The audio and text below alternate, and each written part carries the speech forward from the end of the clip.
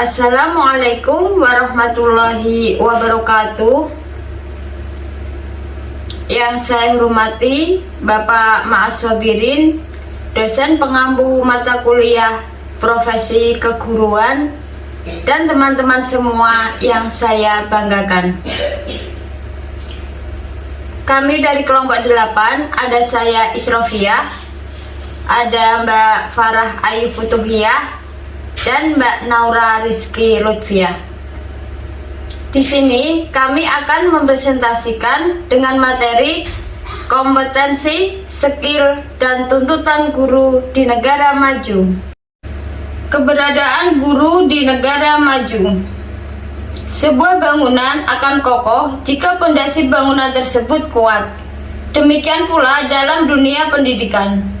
Pondasi pendidikan yang berupa sistem yang baik dan terukur akan mampu menghasilkan luaran pendidikan yang berkualitas.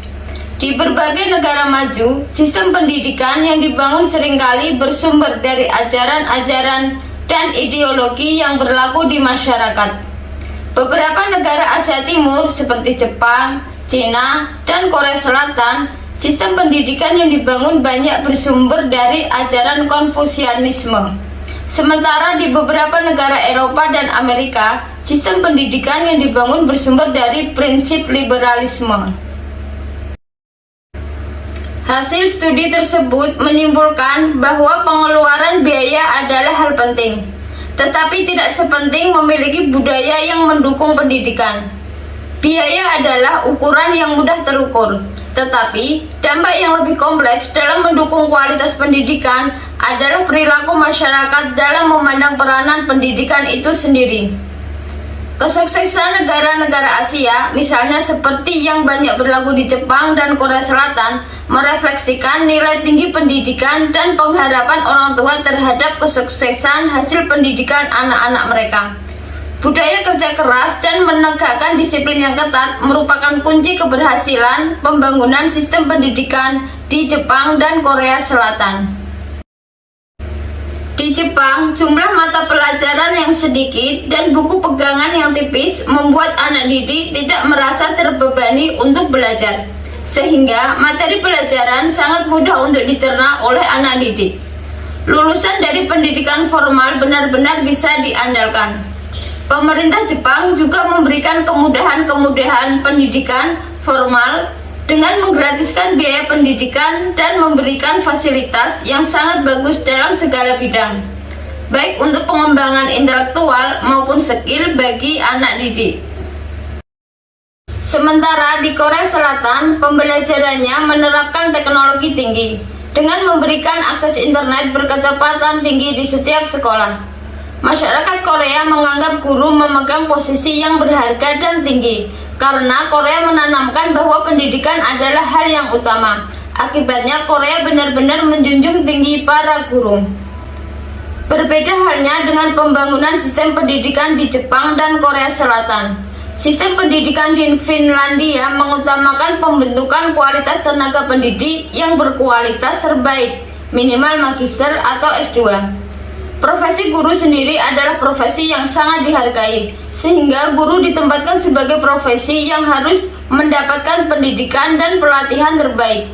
Jika kebanyakan negara percaya bahwa ujian dan evaluasi bagi siswa merupakan bagian yang sangat penting bagi kualitas pendidikan, Finlandia justru beranggapan sebaliknya.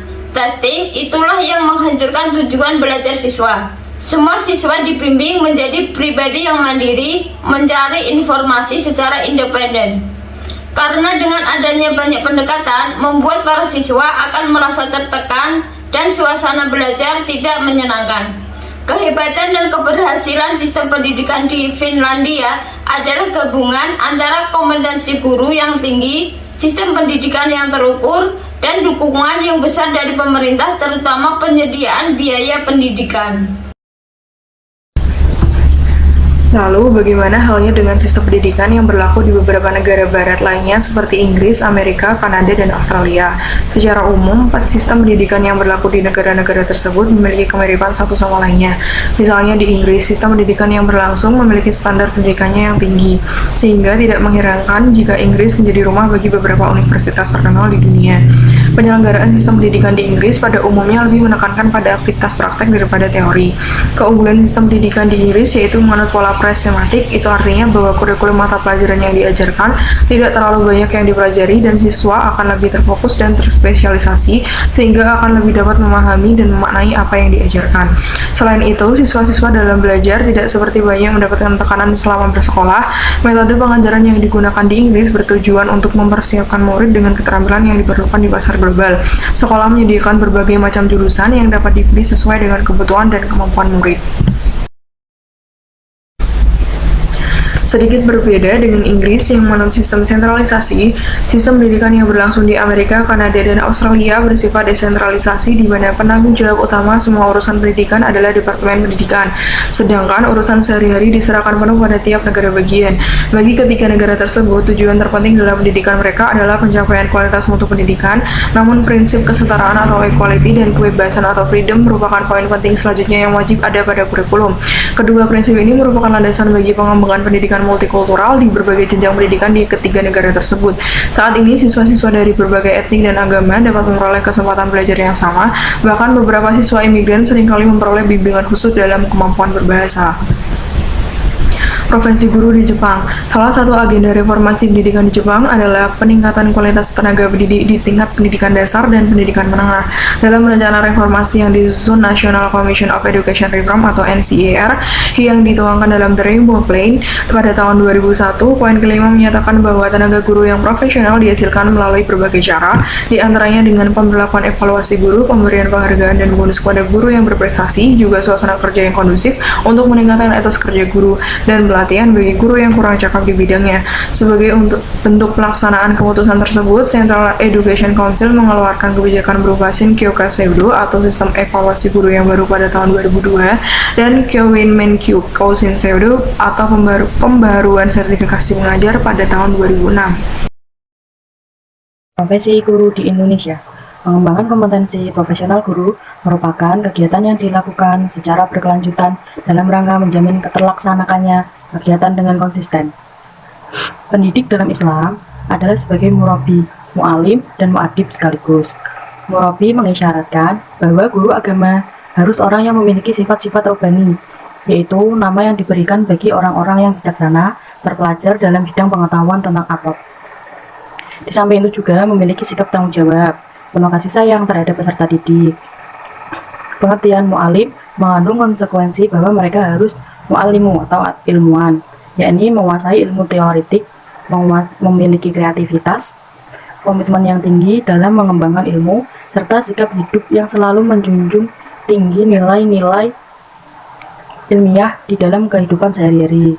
Sedangkan konsep tadi mencakup pengertian integrasi antara ilmu dan amal sekaligus. Kompetensi guru di Indonesia. 1. Kompetensi kepribadian. Kompetensi guru yang pertama adalah kompetensi kepribadian.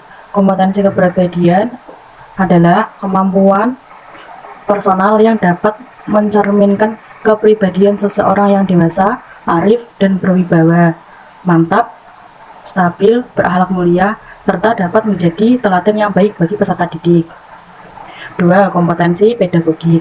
Kompetensi pedagogik yaitu kemampuan seorang guru dalam memahami peserta didik, merancang dan pelaksanaan pembelajaran, pengembangan peserta didik, dan evaluasi hasil belajar peserta didik untuk mengaktualisasi potensi yang mereka miliki. 3. Kompetensi sosial. Kompetensi guru selanjutnya adalah kompetensi sosial. Kompetensi sosial yaitu kemampuan yang dimiliki oleh seorang guru untuk berkomunikasi dan bergaul dengan tenaga kependidikan, peserta didik, orang tua peserta didik, dan masyarakat di sekitar sekolah. 4. Kompetensi profesional. Kompetensi guru yang terakhir adalah kompetensi profesional. Kompetensi profesional yaitu penguasaan terhadap materi pembelajaran dengan lebih luas dan mendalam, mencakup penguasaan terhadap materi kurikulum, mata pelajaran, dan substansi ilmu yang menaungi materi pembelajaran dan menguasai struktur serta metodologi keilmuan. Demikian pemaparan materi dari kelompok kami. Kurang lebihnya mohon maaf. Terima kasih. Wassalamualaikum warahmatullahi wabarakatuh.